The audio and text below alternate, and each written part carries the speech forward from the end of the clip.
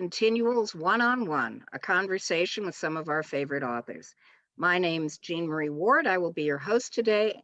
And with us is really one of our favorite authors, Seanan McGuire, the award-winning, best-selling writer of such titles, such series as October Day, the Encrypted series, the Ghost Road series, the Wayward Children series, and as Mira Grant, the Newsflesh series and Parasitology. Welcome, Seanan. Thank you for having me. Oh, we're so thrilled you're here. You've written so much. How did you get started on all of these worlds? I wrote a massive amount of pornography. That works. Yep. I was a fanfic author for years, and like many, I'm not going to say all because it's far from all, but like many fanfic authors, I very much wanted to use my time in fanfic to learn to be a better writer so I could start doing my original stuff. And my agent was looking for clients. We have a mutual friend who pointed her at me, and she read my Buffy the Vampire Slayer porn and signed me. Oh, great. So what do you think was the biggest lesson you learned from fanfic? So what I got was from fanfic. Was there a question there? Yes.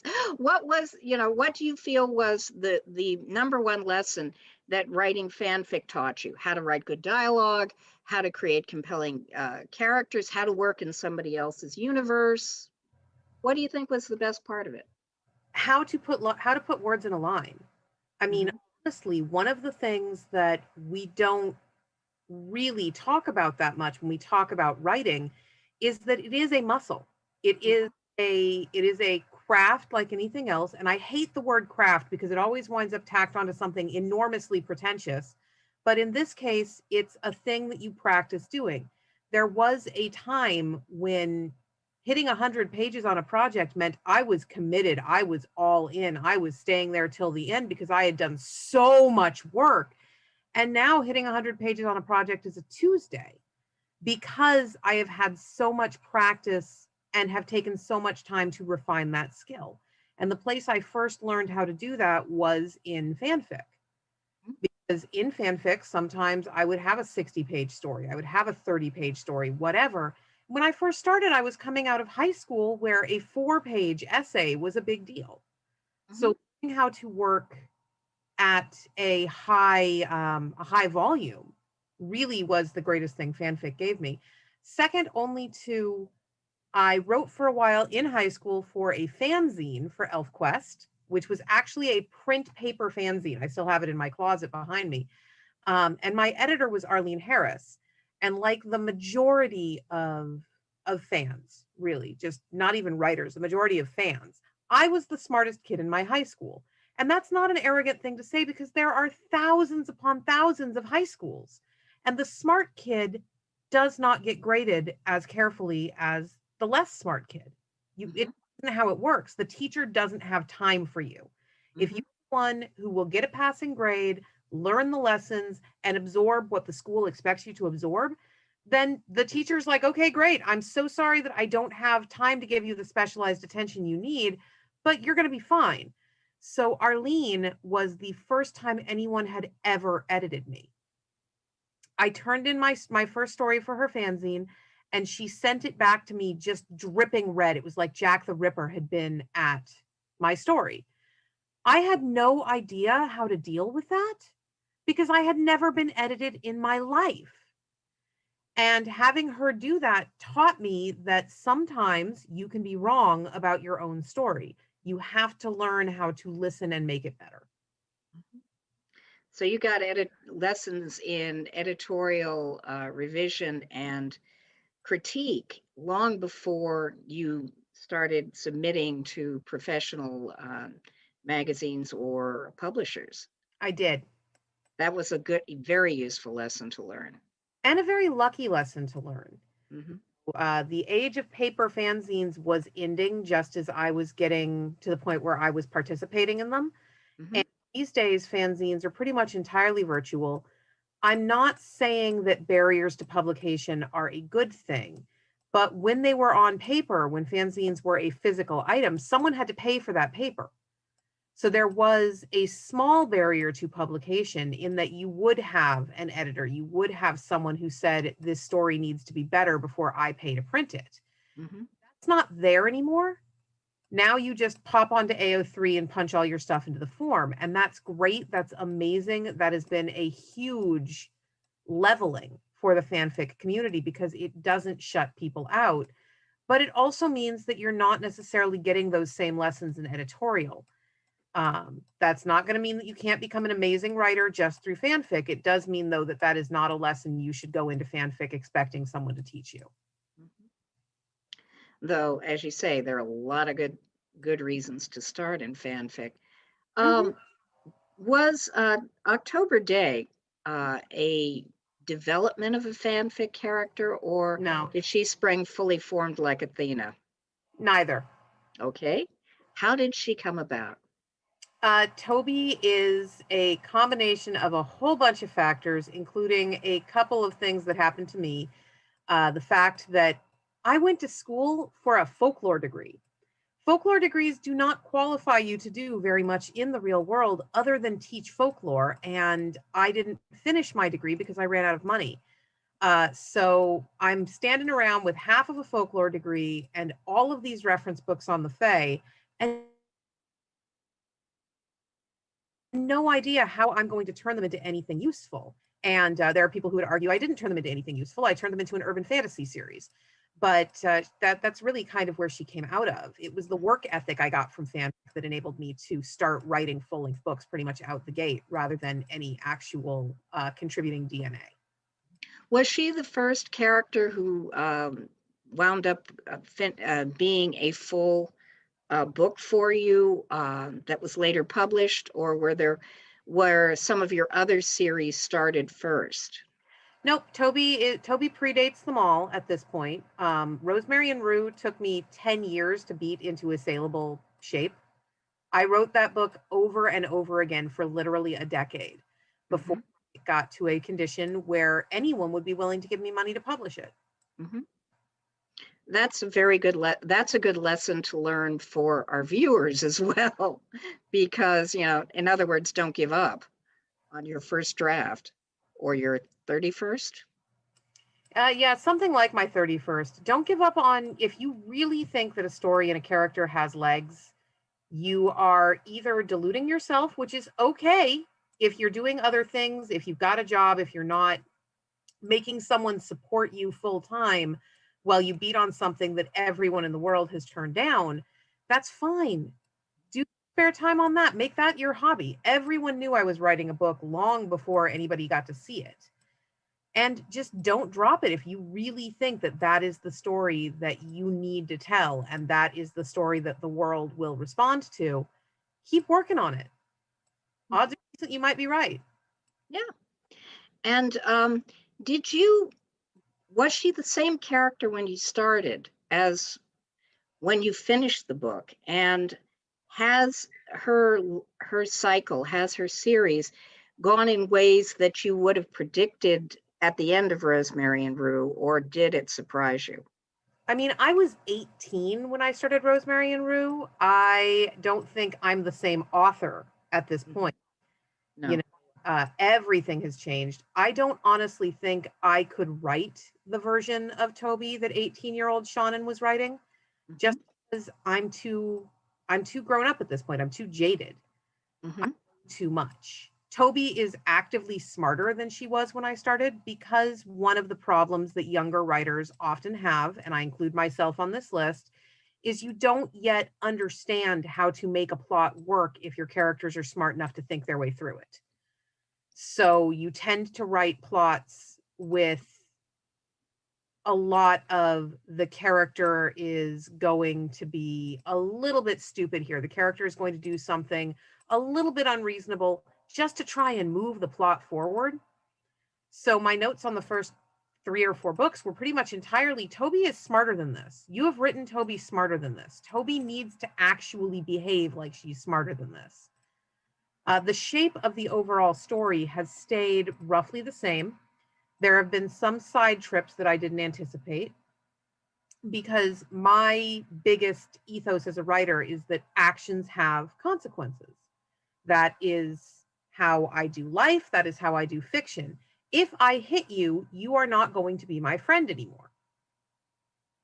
If I hit you hard enough, maybe you're going to call the police and charge me with assault. I don't know. But if I'm writing the book, when Toby hits someone, they're not an ally. If she hits them hard enough, maybe the law is getting involved. And if she hits someone because it makes sense in the moment and I didn't anticipate her hitting them, maybe the next book is her going to trial. Mhm.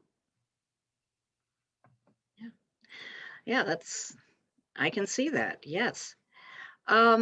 When in this process did you get the first idea that became encrypted? Was it an outgrowth of Toby, or was it something independent that suddenly you went, I want to do something a bit more fun? So, encrypted is probably the closest you can find in my work to did it come from fanfic. I used to be a huge fan of a show called Supernatural, which in its first 4 or 5 seasons was a story about American folklore and the stories that residents of the United States tell themselves about the road and the cornfields and our urban legends and myths, which was a big focus of mine when I was at university, was digging into those stories and where do they come from and what do we know and understand about where they come from. And then in season 4, I think, they made a hard left turn into angels are real and all that matters is angels, and they killed all the women. Just all of them. Oh dear. I have never forgiven them for that. So I tell people that the entirety of Encrypted is an apology to Joe Harvell from Supernatural. Like the whole series, it's not Supernatural fanfic. It's not that world. It's not even that world with the serial numbers filed off. I didn't take any of their stuff, but it is a big apology to the women of that genre for the amount of misogyny that you tend to find in the male-centric properties. Mm-hmm.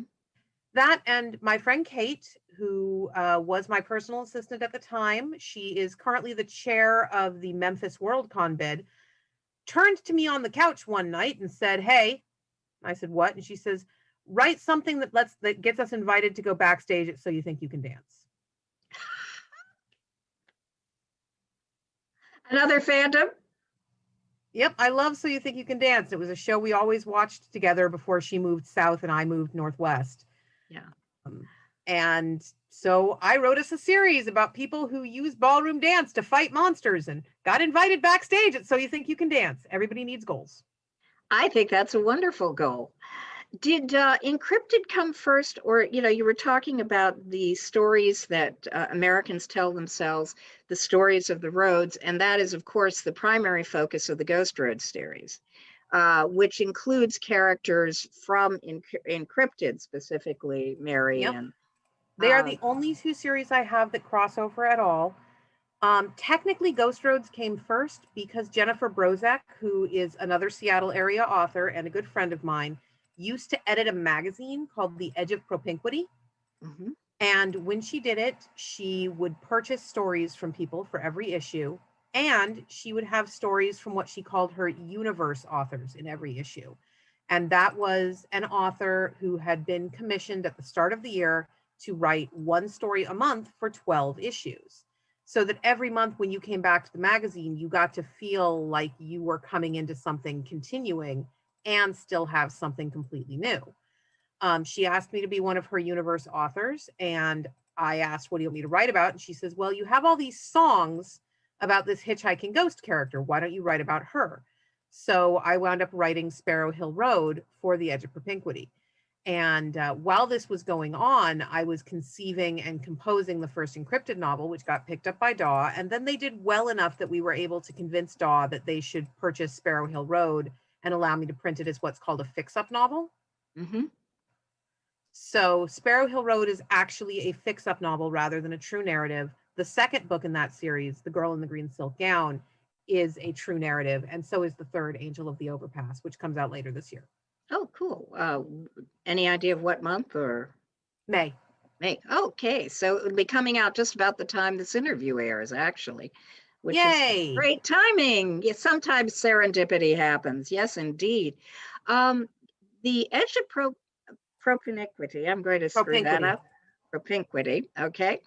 You know, doing that particular serialized story seems to feed into something that was happening about the same time that Encrypted was getting off the ground. You were doing an Amazon serial that I believe is called Indexing, which Yep. created it relates to the folklore index and features characters from various fairy tales, etc., acting out, well, trying to avoid their fate, if I recall correctly. Yeah, Um, indexing was based on the Arne Thompson index to motifs in folklore and fairy tale, which is not a thing that one really thinks you should be able to base urban fantasy off of. It is a dry scholarly text. I own one. I will be smug about this till I die. I'm going to be buried with that thing. It belonged to the state folklorist of Minnesota. uh-huh. She retired. I contacted her office to find out what she was doing with her research materials, and they told me that it would be liquidated through a local bookstore called Makers and Quinn. So I called Makers and Quinn and asked them, do you actually have the Arne Thompson index? And they said, yes, it's $500. And I said, put that on hold. I'll be in Minnesota in a week, because I was going there for a convention. And so I bought the Arne Thompson index to motifs in folklore and fairy tale, and it is the most beautiful book. Oh my God. 6 volumes, library bound. I sometimes let other folklorists touch it, because you don't get near these things. They're unfindable. You get one when someone dies or retires. Mm-hmm. So I bought her Arne Thompson. I also bought her Catherine Briggs index to the folklore of the British Isles, which is a slightly less difficult to find scholarly text. And it was the most money I think to this day have ever spent on books in one go.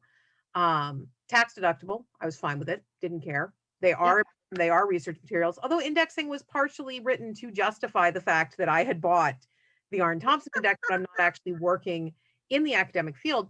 Later that year, Paul Cornell, who writes the Witches of Lichford series for Tor.com, and also wrote a bunch of Marvel comics, used to write for Doctor Who, really sweet guy. Paul Cornell and I were at the same convention, and he's a friend of mine. So he calls me over and goes, Seanan, I need to introduce you to my friend Bill.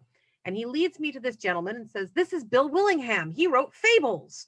The two of you are both folklorists. You're going to be interviewing him at Worldcon in a month. Why don't the two of you talk and figure out what you have in common? I'm like, okay, cool. I really like Fables. I am happy to talk to Bill Willingham.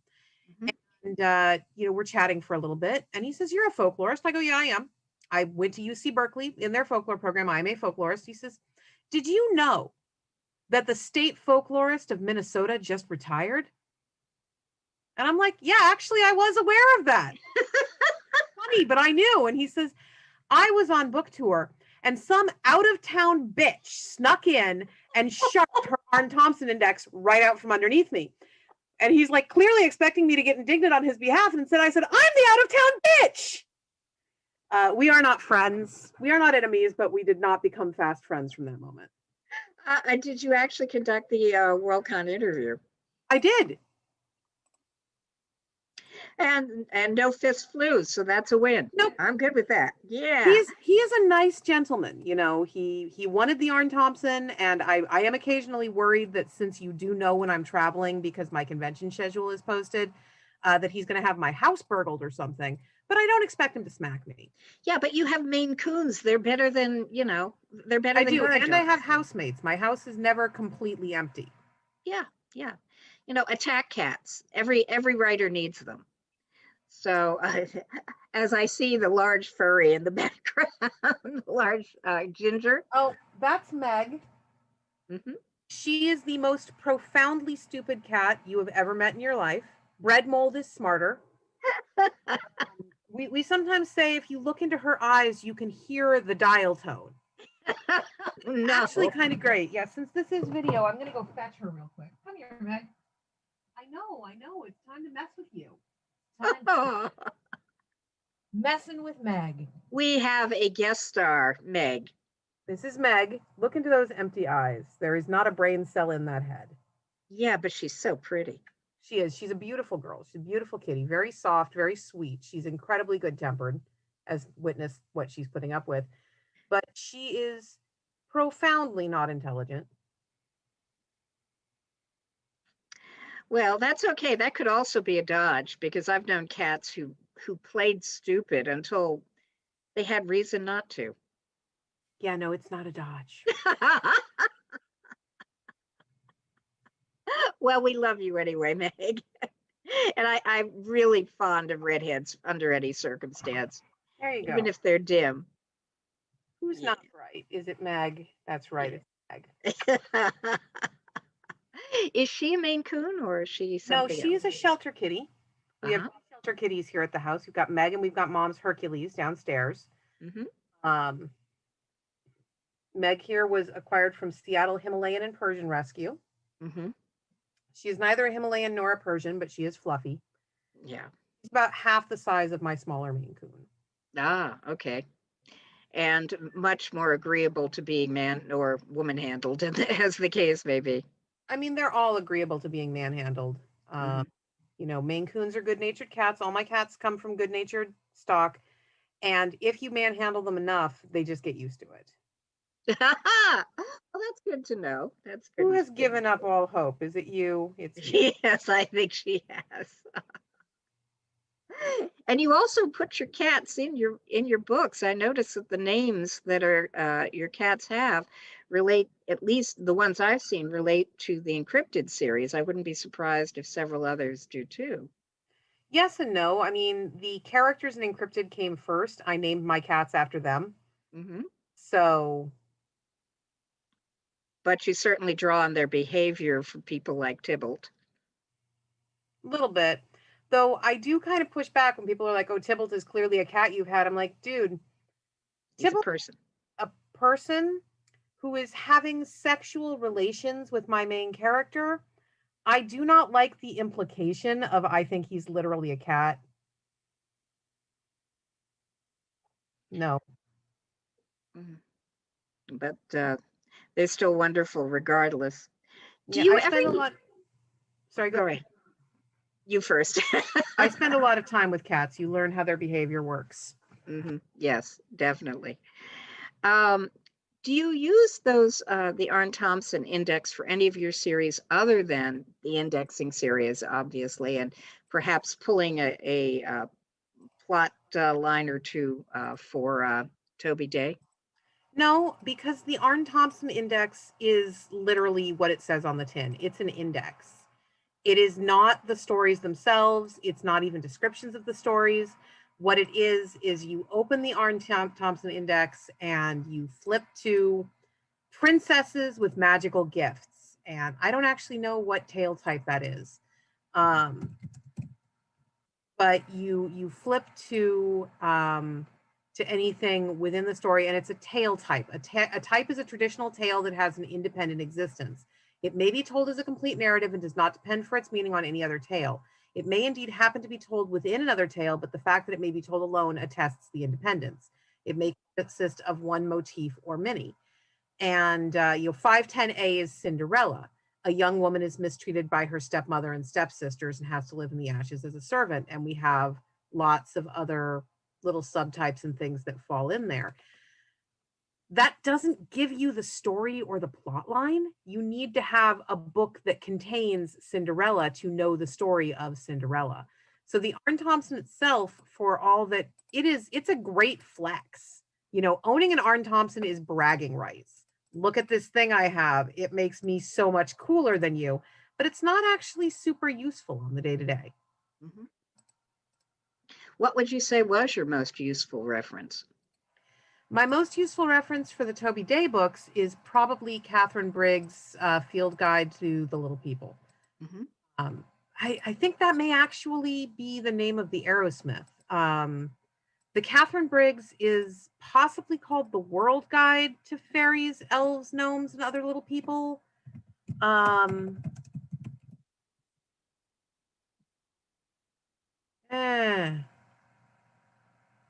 She was one of the people that invented the Myers-Briggs test.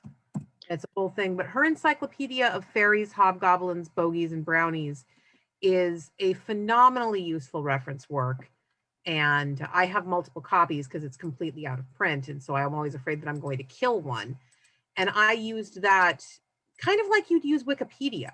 You open it up and you read, and it tells you that a bogey is this thing, and it gives you books that will have more information on bogeys. And then you go and find those, and that lets you sort of triangulate your way to not the truth, because it's folklore, but to the most commonly known and accepted versions of the myth. Mm-hmm. And basically helps you decide whether or not you're going to follow that. Yep, that's correct. And then I have a couple of encyclopedias of cryptozoology that I use for the encrypted books in a similar way. Mm-hmm. Where does the Wayward Children series fit into all this? Do you use the Briggs or? I don't use anything for Wayward Children. Mm-hmm. I read a lot of Portal Fantasy, and I was a kid in the 80s, which really kind of was the golden age of Portal Fantasy. Almost every successful children's cartoon during the 1980s was a Portal Fantasy. My Little Pony is a Portal Fantasy. The Fluffy Dogs is a Portal Fantasy. Anything where children from our world are being used as gateway characters to help kids enjoy the show and demand the toys is a Portal Fantasy. Technically, Rose Petal Place is a Portal Fantasy. So I grew up with that very much as a storytelling format and motif. And when Tor.com asked me to write them a novella, they wound up with Wayward Children, which is kind of a novelization of a song I wrote called Wicked Girls Saving Ourselves. Mm-hmm. The Girls is about the characters from classic Portal Fantasy, and Wayward Children is about the archetypes of classic Portal Fantasy. Mm-hmm. Mm-hmm. Are you still active in FILK, or have you right now away? No. I am a songwriter and vocalist. I don't play the guitar. I took 5 years of guitar lessons before my teacher said he couldn't take my money anymore because it was cruel. I am not good at the guitar. So how am I supposed to make music? Like, I can sit in my room and sing alone. I can kind of play the spoons, but not really. So virtual FILKcons are a circle of hell to me. I understand why people would choose a virtual FILKcon over no FILK at all, and I don't fault you if that is what works better for you, but it's not for me. I am active when there is physical FILK. I've been working on my latest album for several years now, but my recording engineer is down in the Bay Area, so I have to be able to go to California to finish recording it. Do you have instrumentalists who play with you, or? I do, yes. Okay. And unfortunately, we're sort of not traveling right at the moment, but hopefully those days will, come back soon for all of us. Vaccination. Yep, vaccination is a good thing. And where, you've mentioned studying folklore, but from what I've read, admittedly, we're talking way in the before times of LiveJournal, you also have a background in science. And I was a dual major in folklore and herpetology, which is the study of reptiles and amphibians. Mm-hmm. So it was basically the dragons degree. That's all I'm equipped for is dragons, big fantasy lizards. It's kind of what I studied in school. So then, I was thinking, because again, thinking back to LiveJournal, because you talk about invertebrates with such fondness, banana mm-hmm. slugs and all things like that your background might have played into your alter ego, your secret identity, your not so secret identity as Mira Grant, zombie queen. Oh, absolutely. Okay, how did Mira Grant come about? Well, you've referenced LiveJournal, so it's clear that you remember the LiveJournal days at least a little. You may remember that there was a time when I talked about Feed as being a Seanan McGuire book, as being a book I was writing, and that was never a secret and never hidden. Well, I sold the October Day books in 2009. Mm-hmm. 2008. I sold them in 2008. The first book came out in 2009. Mid 2009, we're trying to sell Feed, which is the first book published under the Mira Grant name. And one thing that is super fun, two things that are super fun actually about writing. One, bookstores base their order of any given book off the sales of your previous book. The only book that is an exception to that is your debut, where they base their sales on how well the sales team does. And two, a phenomenal number of readers will not follow an author across genres. A phenomenal number of readers will straight up legit look at a book, think it looks really interesting, think it looks fun, see the name of the author on the cover, and immediately prejudge the genre that it's in and refuse to read it if they're not in the mood for that genre, or if they didn't like the way the author handled that genre, whatever. The Newsflesh books, and pretty much all the Mira Grant books, are biomedical science fiction. They are not urban fantasy. They don't have fantastic elements for the most part. There are a couple of Subterranean Press books that have horrific fantastic elements, but they are much more grounded in science and research and giving me an excuse to pick up a scalpel. So when we went to Orbit and said, hey, we've got this zombie trilogy, ooh, big science, ooh, they said, we don't want to yoke the sales of our big science fiction trilogy to the sales of a debut urban fantasy author in 2009, which was very reasonable given that in 2009, everyone was saying urban fantasy was dead. Mm-hmm. Yep, people said urban fantasy was dead in 2009. I was worried about my career, so I launched a zombie trilogy. Way to dead genre change, Shannon. Hey, but it worked. I mean, you caught the wave. No one is sure why. I was like I was on the last train to Busan. No one knows how I made it out. But so Orbit said we want a pseudonym for these books. It's okay if it's open. It's okay if she admits it's her, but we want a pseudonym. And so we came up with Mira Grant. And I am now genuinely glad we did, for the same reason that Walt Disney opened Touchstone in the 90s, so that no one would ever utter the phrase, Walt Disney Pictures presents Reservoir Dogs. Avoid sentence was their entire motivation.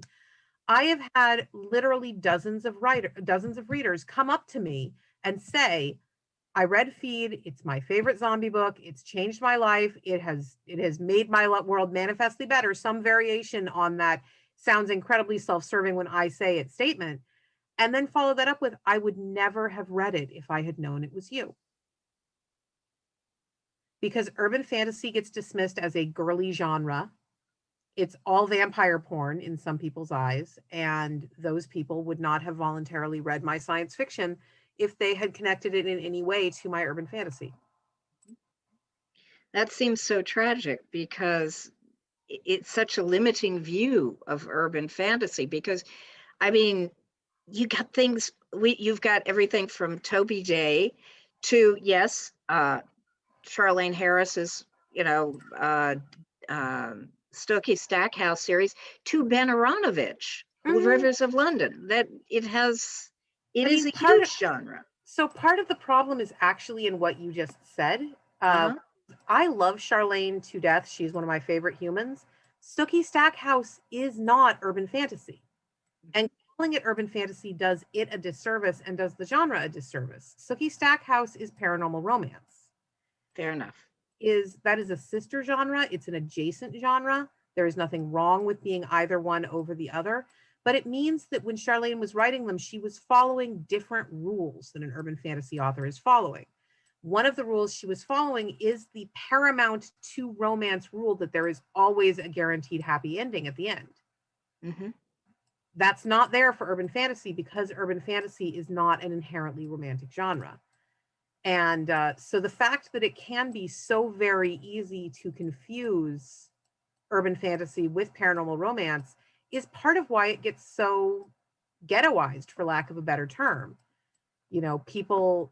People take a paranormal romance book for an urban fantasy book, don't like romance, which I still say is just kind of silly, because romance is a mood as much as anything, and then use that to dismiss an entire genre that they've never actually read a single representative of. Mm-hmm.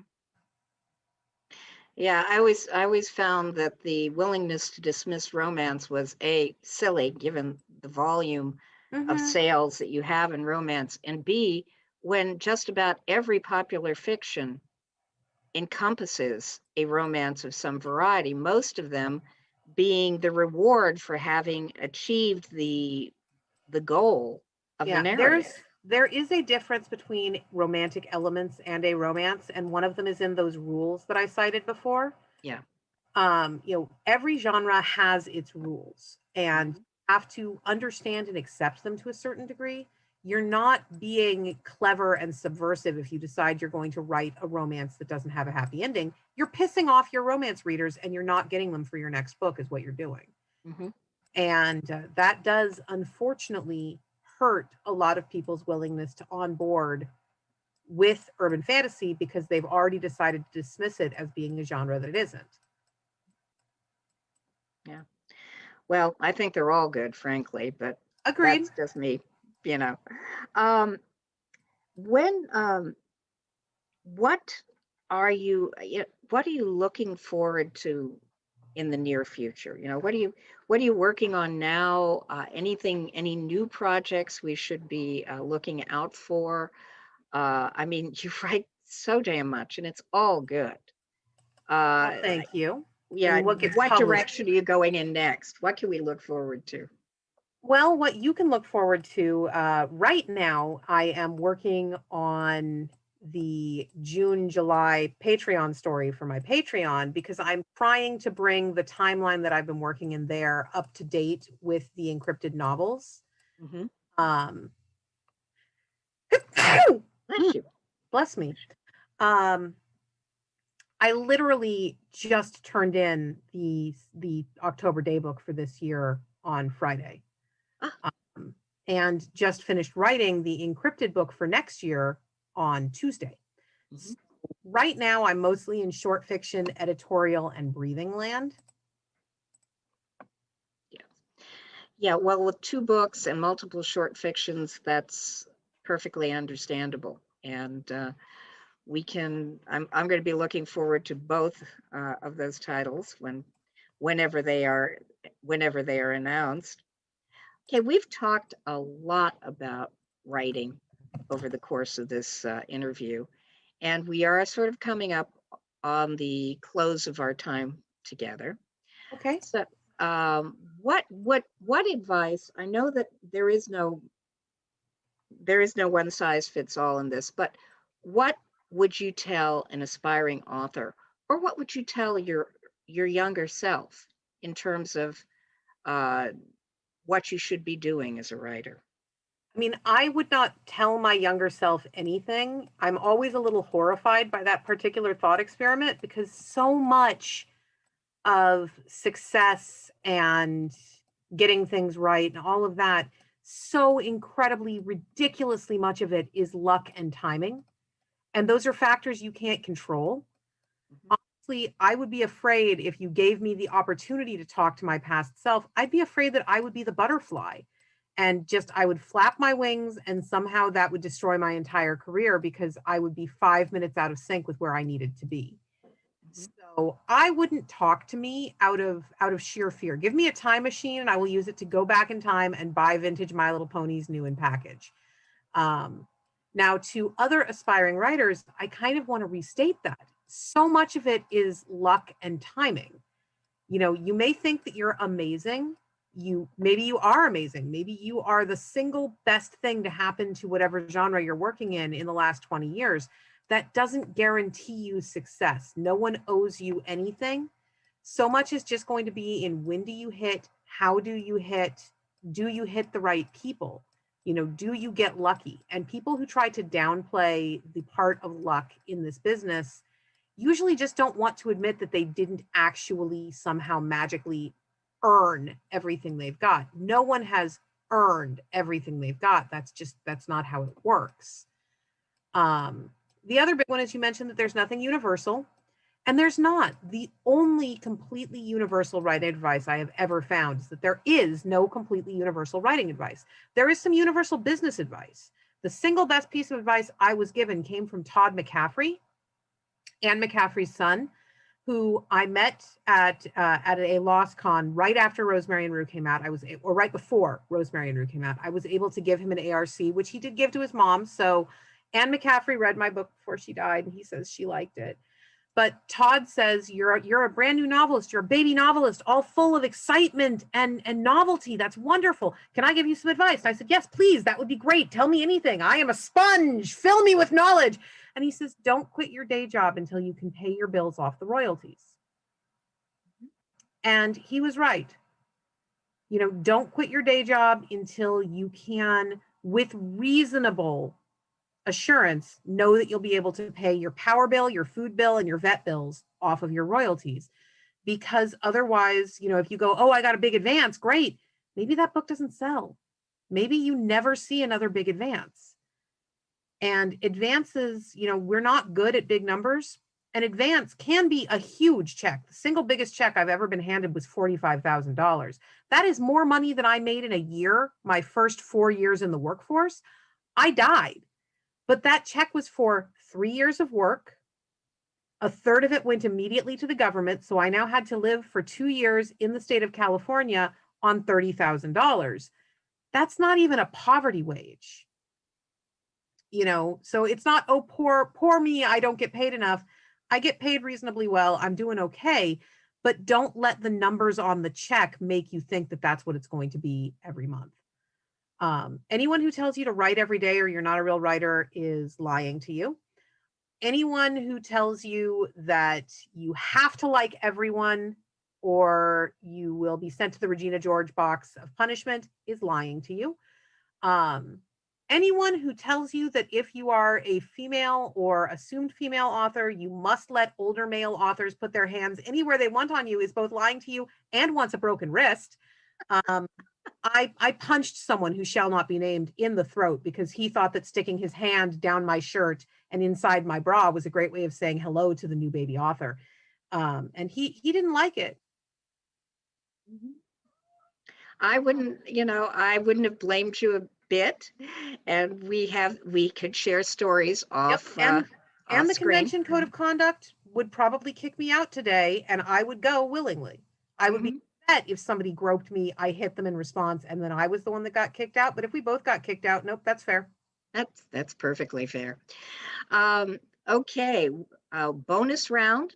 Before I can, I'll ask people. I'll ask you, not people, but you are people.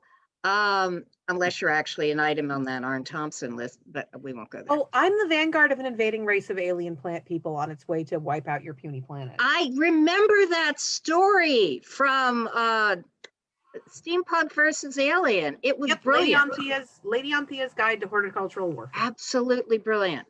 Favorite story in the whole thing, and I had a story in there. Awesome. So, yeah, cool. But this is the bonus round, and who is this? This is Thomas. Hello, Thomas. He is one of my Maine Coons. And like he's big. Many of us in fandom, he has an anxiety disorder. But because he is a cat with an anxiety disorder and not a people with an anxiety disorder, his causes him to overgroom and consume too much of his hair. So in order to keep him from getting really sick, we have him shaved and then he wears clothes. So this is his Hawaiian shirt. Hello, Thomas. You're very dapper in that shirt. He actually really likes his clothes because they make him fancy. Well, he's very fancy, I'm sure, even without them. I mean, look at that face. And it's so much love. And so many whiskers. Yes. Go ahead and speed round me. Yep. This is the bonus round, as I was saying, and we do have that bonus of the cat. Is there anything that you would like to add? Anything that you wish we had addressed today that we haven't that you'd like to talk about, including Pokemon? I do like Pokemon.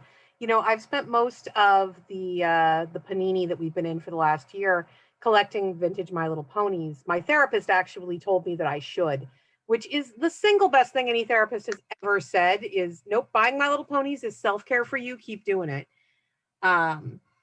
So at this point, I have one of the larger collections of Generation 1 My Little Ponies in North America.